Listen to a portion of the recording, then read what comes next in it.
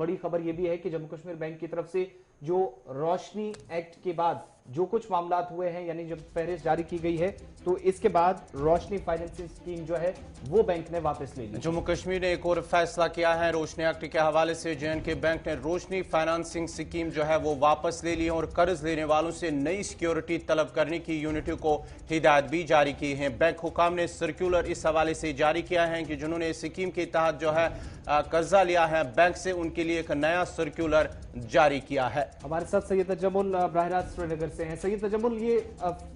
थोड़ा डिटेल में समझाइएगा, ये फाइनेंसिंग स्कीम क्या है और इस वक्त बैंक की तरफ से क्या ये माना जाए कि जो अभी तक जो जब ये लिस्ट सामने आई है तो जो लोन्स जिन लोगों की तरफ से लिए गए थे इस एक्ट के तहत या स्कीम के तहत वो कैंसिल हो चुके हैं?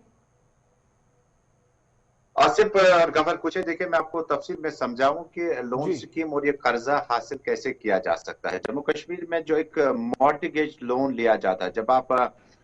अराजी खरीदते हैं उसके बाद उसका जो है माल की अराजी होना लाजमी है। उसके बाद आपके पास अराजी की कितनी किस्में हैं, स्टेट लैंड, फॉरेस्ट लैंड, उसके बाद आपका कहीं ना कहीं डिपार्टमेंट जो है कस्टोडियन, उस पर आपको कर्जा हासिल नहीं किया जा सकता है बतौर मॉर्टगेज लैंड। लेकिन जब उस वक्त की सरकार पीडीपी और कांग्रेस पार्टी गुलाम नबी आजाद की सरबराही में ये कानून पास किया गया और जो जमीनात उनके पास थी वो उनके मालिक हो गए। उसके बाद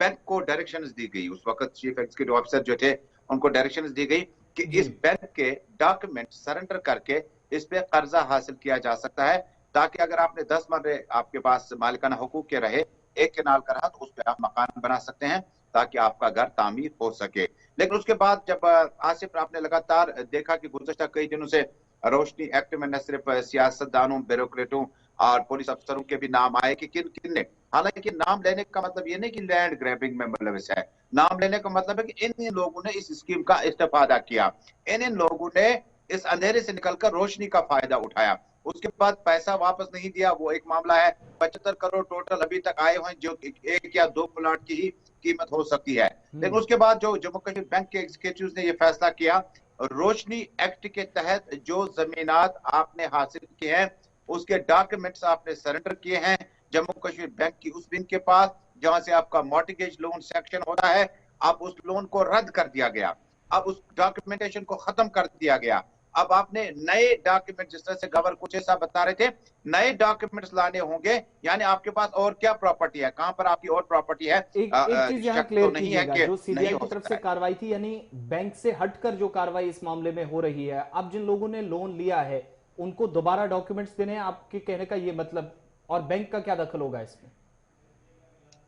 देखिए, जम्मू कश्मीर बैंक का रिकवरी विंग एक होता है, जम्मू कश्मीर बैंक का फाइनेंशियल मुख्तलिफ विंग्स होते हैं। ये न सिर्फ बैंक मैनेजर के आसपास सैलरीज, विड्रॉ, अकाउंट में पैसा डालना होता है, इसकी काफी शाखें होती है। एक शाख ये काम करेगा, जो कि स्पेशल टास्क फोर्स बनाया जाएगा, वो ये काम करेगा कि अगर फलानी जगह पर तजब्बुल ने रोशनी एक्ट के तहत जमीन ले रखी है, उस मॉर्टगेज केस को फिलहाल विड्रॉ किया जाएगा। जब तक जम्मू कश्मीर की सरकार, यूटी सरकार, जब तक रेवेन्यू डिपार्टमेंट वो लैंड रिकवर करता है या उसका पैसा जो भरना था वापस लेता है, तब तक आपका जो है बैंक के साथ जो मामला है वो खत्म हो जाएगा। देखिए, अगर आपका हाउसिंग लोन है, 2005 में स्कीम आई, उसके बाद अभी 15 ही साल हो गए, आपका 20-21 साल तक हाउसिंग लोन होता है। अगर आपका कोई दूसरा लोन होगा, इस जमीन के आपने डॉक्यूमेंट सबमिट किए होंगे, मुझे लगता है कि बैंक अपना काम करेगा कि उन्हें दूसरी प्रॉपर्टी सब्स्टिट्यूट ऑल्टरनेटिव मतबादिल के तौर पर रखनी होगी, ताकि वो किस्त जो है वो चलती रहे